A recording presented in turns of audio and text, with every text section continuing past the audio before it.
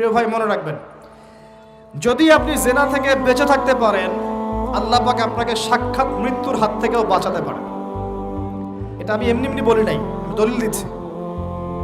জেনা এমন একটা পাপ, যেই পাপ থেকে যদি কোনো যুবক নিজেকে বাঁচাতে পারে, আল্লাহ পাক তাকে সাক্ষাৎ মৌতের হাত থেকেও বাঁচাতে পারবে ইনশাআল্লাহ। কিভাবে? 3 বন্ধু যাচ্ছে রাস্তা দিয়ে, হঠাৎ করে ঝড়, বন্ধু 3 জন ঢুকে গেল গুহার মধ্যে। কিসের মধ্যে? গুহায়, যে পাহাড়ি এলাকায় আপনারা থাকেন যারা, গুহার মধ্যে। হঠাৎ করে পাহাড়ের পাথর দিয়ে গুহার মুখটা বন্ধ হয়ে গেল। এখন খোলার কোনো অপশন নাই।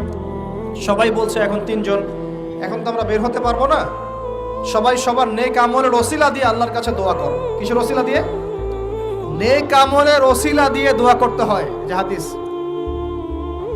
নিজের নেক আমলের ওসিলা দিয়ে আল্লাহর কাছে দোয়া করতে হয়। আল্লাহ পাক এখন দোয়া শুনলেন। একজন বলছে, আমি আমার পিতা মাতাকে খুব খেদমত করতাম, তাদেরকে দুধ পান না করে দুধ পান করাতাম না, নিজেও করতাম না, ছেলেদেরকে করাতাম না। আল্লাহ, এই কাজটা তোমার ভালো লাগলে আজকে গুহার মুখ থেকে পাথর সরিয়ে দাও। পাথর একটু সরে গেল। পাথর আল্লাহর কথা শোনে কিনা? শোনে না? সবাই আল্লাহর কথা শোনে। আগুন আল্লাহর কথা শোনে কিনা? ইব্রাহিমের জন্য আগুন ঠান্ডা হয়ে যায় নাই? আচ্ছা, তারপরে আরেকজন দোয়া করছে, আল্লাহ, আমার এক কর্মচারী ছিল, তার বেতন বাকি ছিল, সে বেতন না নিয়ে চলে গেছে, আমি সেই বেতনটা দিয়ে কিছু গবাদি পশু কিনেছি। আস্তে আস্তে গবাদি পশু বেড়েছে, অনেক দিন পর সে এসেছে টাকা চাওয়ার জন্য। তা আমি বলেছি, সবই তোমার, সব নিয়ে চলে যাও। সে বলেছে, আপনি কি ফাইজলামি করতেছেন আমার সাথে? আমার টাকা আমাকে দেন। বলছে, না, তোমার টাকা দিয়ে আমি এটা কিনেছিলাম, আজকে বংশবৃদ্ধি হয়েছে, সব তোমার, নিয়ে যাও। সে নিয়ে গেল। সে বলছে, আল্লাহ, এই কাজ যদি তোমার সন্তুষ্টির জন্য করে থাকি, আজকে আমাকে বাঁচাও। পাথর একটু সরে গেল। এবার তৃতীয় ব্যক্তি, এই ছেলে বলছে, যুবক ছেলে, আল্লাহ, আমার একজন চাচাতো বোন ছিল। কে ছিল?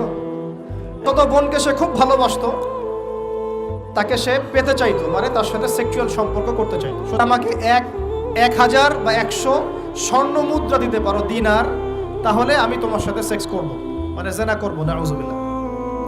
তো সেই ছেলে অনেক কষ্ট করে এই টাকাগুলো বা এই দিনারগুলো অর্জন করে, কামাই করে, দিনরাত পরিশ্রম করে, ঠিক আপনারা যেমন করছেন আর। তো এরপর সে তার স্বর্ণ মুদ্রা দেয়, দিয়ে বলে যে এখন আমাকে আমার কাজ করতে দাও। তখন সেই মেয়ে রাজি হয়।